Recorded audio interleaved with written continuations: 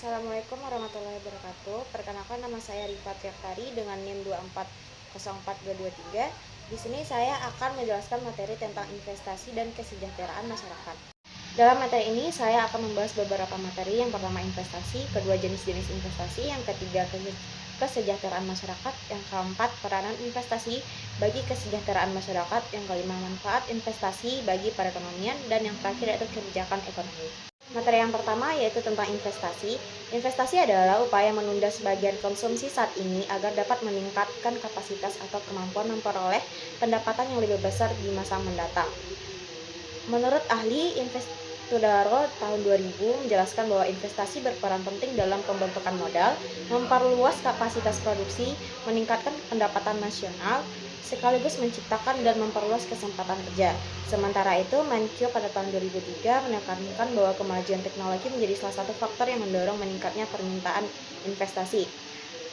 Menurut Sukirno pada tahun 2018 nomor 122, memandang investasi sebagai pengeluaran modal usaha untuk membeli barang dan perlengkapan yang bertujuan menambah kemampuan memproduksi barang dan jasa.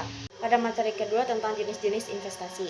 Jenis-jenis investasi ada 4. Yang pertama yaitu berdasarkan bentuk aset, yaitu investasi fisik atau real, di mana penanaman modal pada aset berwujud untuk menghasilkan barang atau jasa, misalnya pabrik, mesin, infrastruktur, peralatan kantor, yang secara langsung menambah kapasitas produksi.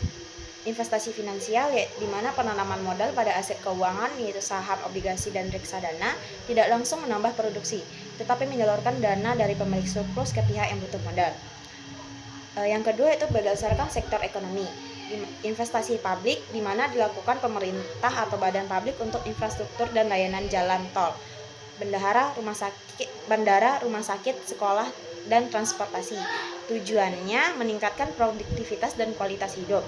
Investasi swasta, di mana dilakukan perusahaan atau individu untuk meningkatkan kapasitas produksi dan laba, yaitu pabrik baru, mesin, produk baru, dan sumber daya manusia. Jenis investasi yang ketiga yaitu berdasarkan tujuannya, di mana investasi otonom yaitu tidak dipengaruhi pendapatan nasional, misalnya penggantian mesin usang atau inovasi teknologi. Investasi terinduksi yaitu dipengaruhi pendapatan nasional. Semakin tinggi pendapatan, semakin tinggi investasi karena permintaan meningkat. Jenis-jenis investasi yang keempat itu berdasarkan asal modalnya. Pertama yaitu investasi domestik, di mana dilakukan oleh investor dalam negeri. Yang kedua investasi asing, yaitu dilakukan oleh investor luar negeri, bisa berupa FDI atau kepemilikan atau pengendalian aset fisik, atau FPI, pembelian saham atau obligasi di pasar modal. Baik, pada materi ketiga yaitu tentang kesejahteraan masyarakat. Kesejahteraan masyarakat itu kondisi di mana terpenuhinya kebutuhan masyarakat, mulai dari dasar pangan, sangan, papan, pendidikan, dan juga kesehatan.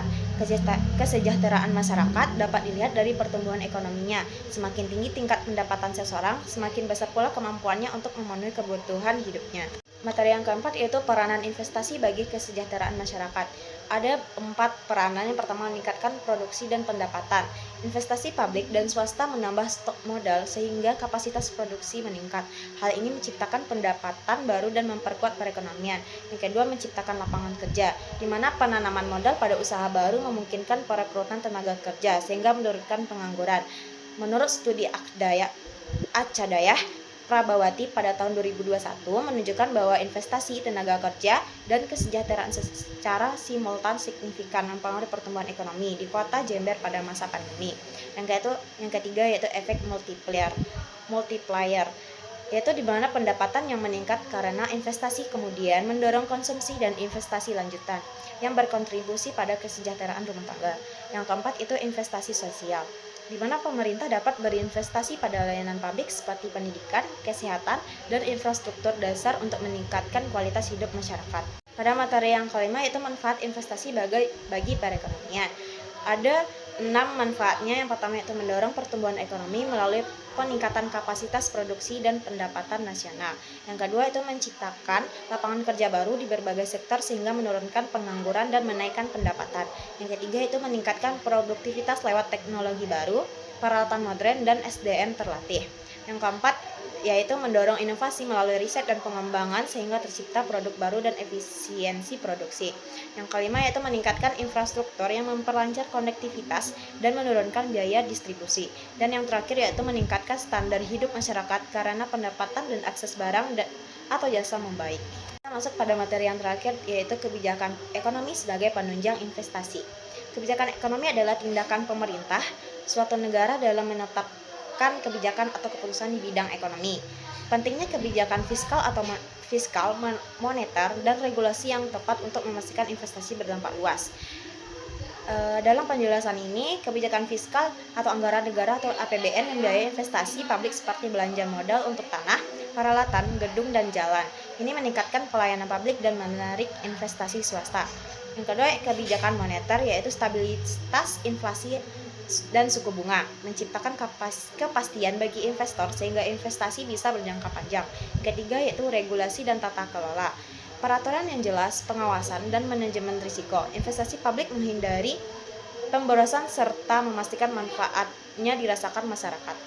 Dan dampak investasi terhadap pertumbuhan ekonomi dan kesejahteraan. Yang pertama itu pertumbuhan ekonomi, di mana investasi menambah kapasitas produksi, meningkatkan pendapatan nasional dan memperkuat struktur ekonomi.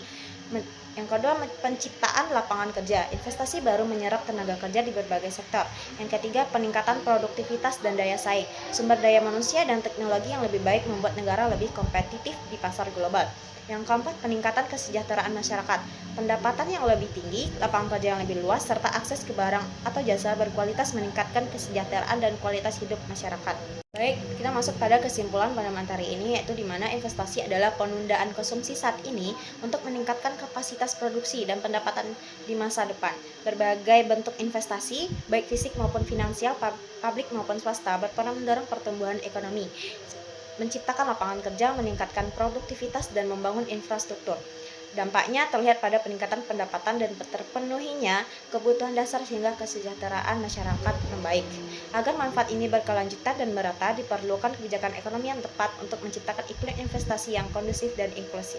Baik, hanya itu yang dapat saya sampaikan. Assalamualaikum warahmatullahi wabarakatuh.